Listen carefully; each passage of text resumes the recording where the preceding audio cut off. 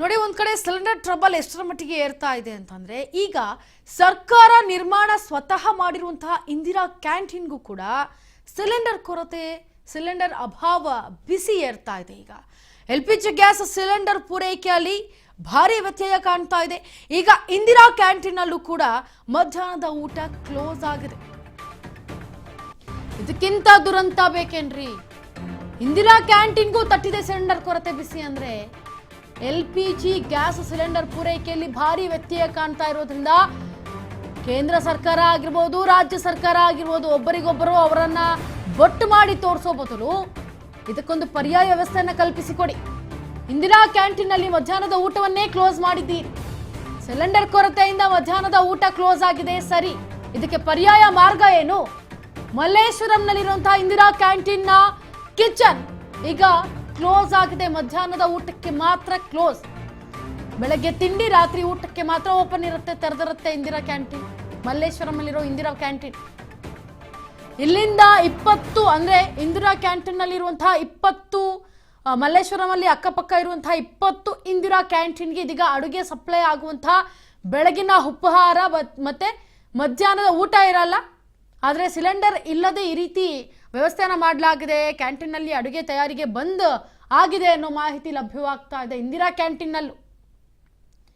ನೋಡಿ, ಸರ್ಕಾರದ ನಾವು ಹೇಳೋದು ಅಥವಾ ನಾವು ಕೇಳಿಕೊಳ್ಳೋದು ಅಥವಾ ನಮ್ಮ ಮಾಧ್ಯಮದ ಮುಖಾಂತರ ಕೇಳ್ಕೊಳ್ಳೋದು ಅಂತಂದ್ರೆ, ನಾವು ಹೇಳೋದಿಷ್ಟೇ, ಜನರಿಗೆ ಈಗ ಇಷ್ಟು ತತ್ತರಿಸಿ ಹೋಗ್ತಾ ಇರೋದು. ಒಂದ್ ಕಡೆ PGಗಳಲ್ಲಿ ಬದುಕುವಂಥವ್ರು ಯಾವ ರೀತಿ ಬದುಕಬೇಕು, ಎಲ್ಲಿಂದನೋ ಬಂದಿರ್ತಾರೆ, PG ಮಾಡ್ಕೊಂಡಿರ್ತಾರೆ, ಅಪ್ಪ ಅಮ್ಮನ ಬಿಟ್ಟು ಬಂದಿರ್ತಾರೆ, PG ಮಾಡ್ಕೊಂಡಿರ್ತಾರೆ, ಅಂಥವ್ರಿಗೆ ದರ ಏರಿಕೆ, ರೆಂಟನ್ನು ಹೆಚ್ಚು ಮಾಡ್ತೀರಿ, ಯಾವ ರೀತಿಯಾಗಿ ಬದುಕಬೇಕು ಅವರು?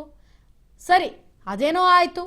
ಹೋಟೆಲ್ಗಳು ಮುಚ್ಕೊಂಡು ಹೋಗ್ತಾ ಇದ್ದಾವೆ, ಪರ್ಯಾಯ ಮಾರ್ಗ ಇಲ್ಲ ಅಂತ ಸೌದೆಯನ್ನು ಬಳಸಿ ಈಗ ಅಡುಗೆಯನ್ನು ಮಾಡುವಂಥ ಪರಿಸ್ಥಿತಿ ಎದುರಾಗಿದೆ.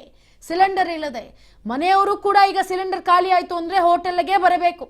ಈಗ ಶೇಕಡ 70% ಹೋಟೆಲ್ಗಳು ಬಂದಾಗುವಂಥ ಚಾನ್ಸಸ್ ಇದೆ. ಬಂದ್ ಮಾಡ್ತಾನೆ ಇದ್ದಾರೆ ಹೋಟೆಲ್ ಮಾಲೀಕರು, ಆಗಲ್ಲ ನಮ್ಮ ಕೈಯಲ್ಲಿ ನಡೆಸೋಕೆ ಅಂತ. ಇನ್ನು ಮತ್ತೊಂದು ಕಡೆ ಇಂದಿರಾ ಕ್ಯಾಂಟೀನ್ಗಳಲ್ಲೂ ಮಧ್ಯಾಹ್ನದ ಊಟದ ವ್ಯವಸ್ಥೆ ಇಲ್ಲ. ಸರ್ಕಾರ, ಕೇಂದ್ರ ಸರ್ಕಾರ ಆಗಿರಬಹುದು, ರಾಜ್ಯ ಸರ್ಕಾರ ಆಗಿರಬಹುದು, ಎರಡರಲ್ಲಿ ಯಾರಾದರೂ ಸಹ ಪರ್ಯಾಯ ಮಾರ್ಗವನ್ನ ಅತಿ ಶೀಘ್ರವಾಗಿ ಕಲ್ಪಿಸಬೇಕಾಗುತ್ತೆ ಜನರಿಗೆ. ಅದ್ರ ಬಗ್ಗೆ ಮತ್ತಷ್ಟು ಅಪ್ಡೇಟ್ ಅನ್ನ ಕೊಡೋದಕ್ಕೆ ನಮ್ಮ ಸಂಪರ್ಕಕ್ಕೆ ನಮ್ಮ ಪ್ರತಿನಿಧಿ ರವಿಚಂದ್ರ. ರವಿಚಂದ್ರ, ಈಗ ಇಂದಿರಾ ಕ್ಯಾಂಟೀನ್ ನಲ್ಲೂ ಕೂಡ ಮಧ್ಯಾಹ್ನದ ಊಟದ ವ್ಯವಸ್ಥೆಯನ್ನ ಕ್ಲೋಸ್ ಮಾಡಲಾಗಿದೆ. ಹಾಗಾದ್ರೆ ಸರ್ಕಾರ ಈಗ ಈ ಒಂದು ಜನರ ಪರಿಸ್ಥಿತಿ ಮಿತಿ ಮೀರ್ತಾ ಇದೆ, ಗ್ಯಾಸ್ನ ಟ್ರಬಲ್ ಹೆಚ್ಚಾಗ್ತಾ ಇದೆ, ಯಾವ ರೀತಿಯಾಗಿ ಸರ್ಕಾರ ಏನಾದರೂ ನಿರ್ಧಾರವನ್ನು ತೆಗೆದುಕೊಳ್ತಾ ಇದೆಯಾ, ಇಲ್ಲ ಪರ್ಯಾಯ ಮಾರ್ಗವಾಗಿ ಏನಾದರೂ ಮಾತುಕತೆ ನಡೆಸಿದ್ದಾರಾ, ಏನಾದರೂ ಅಪ್ಡೇಟ್ ಇದೆಯಾ ಇದ್ರ ಬಗ್ಗೆ? ಇಂಚರ ಮಲ್ಲೇಶ್ವರಮಲ್ಲಿರುವಂತಹ ಇಂದಿರಾ ಕ್ಯಾಂಟೀನ್ ಕೇಂದ್ರ ಅಡುಗೆ ಮನೆಯಲ್ಲಿ ಗ್ಯಾಸ್ ಸಿಲಿಂಡರ್ ಪೂರೈಕೆಯಲ್ಲಿ ವ್ಯತ್ಯಯ ಆಗಿದೆ. ಅಷ್ಟಲ್ಲದೆ ಉಂಟಾದ ಹಿನ್ನೆಲೆಯಲ್ಲಿ ಇಂದು ಮಧ್ಯಾಹ್ನ ಊಟದ ಸೇವನೆಯನ್ನು ತಾತ್ಕಾಲಿಕವಾಗಿ ಸ್ಥಗಿತಗೊಳಿಸಲಾಗಿದೆ ಎಂಬ ಮಾಹಿತಿ ಕೂಡ ದೊರಕಿದೆ. ಅಷ್ಟಲ್ಲದೆ ಏನು ಕಿಚನ್ ಇಂದ ಸುಮಾರು 20 ಇಂದಿರಾ ಕ್ಯಾಂಟೀನ್ಗಳಲ್ಲಿ ಪ್ರತಿದಿನ ಅಡಿಗೆ ತಯಾರಿಸಿದ ಪೂರೈಕೆ ಮಾಡಲಾಗ್ತಿತ್ತು. ಇಂದು ಬೆಳಗ್ಗೆ ಉಪಹಾರವನ್ನು ಎಂದಿನಂತೆ ಪೂರೈಸಲಾಗ್ತಿದೆ. ಆದ್ರೆ ಈ ಮಧ್ಯಾಹ್ನ ಊಟದ ನಂತರ ಲಭ್ಯ ಆಗುವುದಿಲ್ಲ. ಯಾಕಂದ್ರೆ ಕಾರಣ ಅಡಿಗೆ ಮನೆಯಲ್ಲಿ ಪ್ರತಿಕ್ರಿಯೆ ನೀಡಲು ಆರಂಭಿಸಬೇಕಾದ ಸಾಧ್ಯವಾಗುತ್ತಿಲ್ಲ ತಿಳಿದು ಬಂದಿದೆ.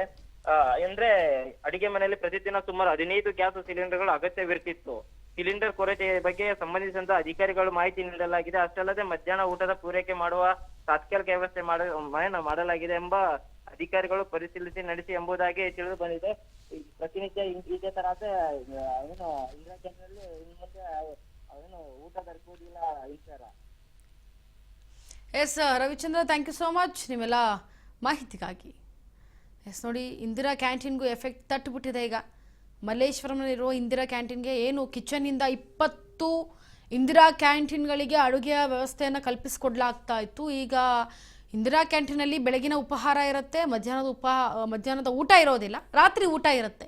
ಮಧ್ಯಾಹ್ನದ ಊಟ ಈಗ ಕಂಪ್ಲೀಟ್ ಆಗಿ ಬಂದಾಗಿದೆ. ಸಿಲಿಂಡರ್ ಅಭಾವ ಅಷ್ಟರ ಮಟ್ಟಿಗೆ ತಾಂಡವ ಆಡ್ತಾ ಇದೆ ಭಾರತದ ಜನರ ಮೇಲೆ, ಅದರಲ್ಲೂ ಬೆಂಗಳೂರಿನಲ್ಲಂತೂ ಅತಿ ಹೆಚ್ಚಾಗಿ ತಾಂಡವ ಆಡ್ತಾ ಇದೆ.